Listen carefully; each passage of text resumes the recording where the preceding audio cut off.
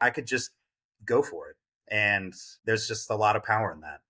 I did feel like I had a vision for it. And I guess, I think of myself as kind of a writer first and foremost, but I do like directing and I do think of myself that way. I just never, I don't, directing is such a weird role, yeah, right? Like, I don't really know how one goes about doing that professionally without doing it with their own stuff, I guess, at least to start.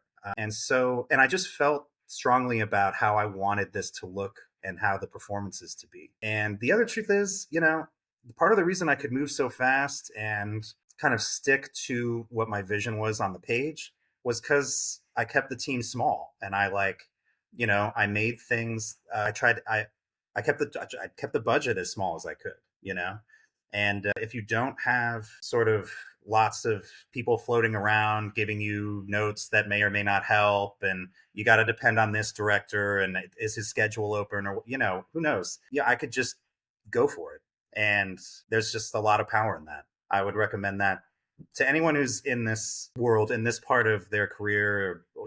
They want to go for this. The more you can kind of take control over various aspects of it and just go for it, the better, I think. Especially if you feel like you have a strong vision for something, because that has a lot of gravity to it. It sort of just pulls people in. They kind of trust when you're making decisions, even if you're like, well, we'll see if that'll work. Inwardly, as if it's still in the Yeah. service of the vision of the movie and people believe in that vision, then you can move quickly and you can make interesting things at the same time.